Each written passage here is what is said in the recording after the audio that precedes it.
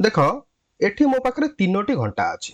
जदि तमर कोनोसी सांग तुमको कुहे जे एठी घंटा घंटा और मिनिट घंटा मध्यरे केते डिग्री कोण सृष्टि होउची कुह, तबे तमे किपरि जानिबो जे एठी घंटा घंटा और मिनिट घंटा मध्यरे केते डिग्री कोण सृष्टि होउची एवं तुमको एठी प्रोट्राक्टर एवं कंपास व्यवहार करिया पे मना करा हिची। तबे बिना कंपास एवं प्रोट्राक्टर सहायरे आमे किपरि कहि परिबा जे घंटा रे घंटा घंटा एवं मिनिट घंटा मध्यरे केते डिग्री कोण सृष्टि होउची।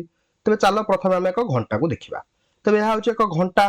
এই ঘণ্টাକୁ ଦେଖିଲେ ଆମେ ଜାଣିପାରୁଛନ୍ତି ଯେ এই ଘଣ୍ଟାଟି ଏକ ବୃତ୍ତାକାର ଆକୃତିର ଦେଖାଯାଉଛି। ତ ବୃତ୍ତ ବିଷୟରେ ଆମେ କ'ଣ ଜାଣିଛନ୍ତି? ଆମେ ଜାଣିଛନ୍ତି ଯେ ଗୋଟିଏ ବୃତ୍ତ କିମ୍ବା ଗୋଟିଏ ପୂର୍ଣ୍ଣ ମୋଡ଼ ହେଉଛି 360 ଡିଗ୍ରୀ। ତ ଯଦି ଏ ବୃତ୍ତଟି 360 ଡିଗ୍ରୀ ହୁଏ ଏବଂ ଏ ବୃତ୍ତ ମଧ୍ୟରେ ଯେଉଁ ସଂଖ୍ୟା ଗୁଡ଼ିକ ଲେଖାଯାଇଛି ଏହି ସଂଖ୍ୟା ଗୁଡ଼ିକ ଏ ବୃତ୍ତକୁ ସମାନ 12 ଭାଗରେ ଭାଗ କରୁଛନ୍ତି। ତ ଯଦି ପୂର୍ଣ୍ଣ ମୋଡ଼ଟି 360 ଡିଗ୍ରୀ ହୁଏ ତେବେ ଦୁଇଟି କ୍ରମାଗତ ସଂଖ୍ୟା ମାନଙ୍କ ମଧ୍ୟରେ କେତେ ଡିଗ୍ରୀ କୋଣ ସୃଷ୍ଟି ହେବ? 360 डिग्री विभक्तक 12 समान 30 डिग्री। अर्थात आम कहीपर जे दुईटी क्रमागत संख्या मान मध्य 30 डिग्री कोण सृष्टि होउची। तेबे एठी मो पाखरे एक घंटा अछि जोथरे कि 11टा बाजिछि। तेबे एठी हमकु पचरा जाइछि जे 11टा बाजिबा समय रे घंटा घंटा और मिनिट घंटा मध्य केते डिग्री कोण उत्पन्न होउची। तेबे आमे जानि चंदी दुईटी क्रमागत संख्या मान मध्य 30 डिग्री कोण सृष्टि होइताय।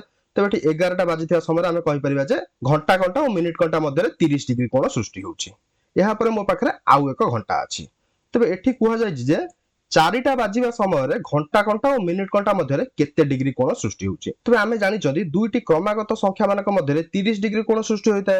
अर्थात 12 रु 1 होउची 30 डिग्री कोण एवं 1 रु 2 पर्यंत मध्य 30 डिग्री कोण सृष्टि हेबो एवं 2 रु 3 पर्यंत मध्य 30 डिग्री कोण सृष्टि हेबो एवं 3 रु 4 पर्यंत मध्य 30 डिग्री कोण सृष्टि हेबो।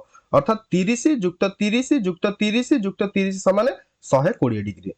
तेबे आमे कहि परिबा जे 4टा बाजिबा समय रे घंटा घंटा और मिनिट घंटा मध्य 120 डिग्री कोण सृष्टि होइताय। एहा परे तम पई गोटे प्रश्न अछि जे घंटा रे 10टा बाजिथिबा समय रे घंटा घंटा और मिनिट घंटा मध्य केते डिग्री कोण सृष्टि होउची तमे निजे बाहर करो। ठीक अछि।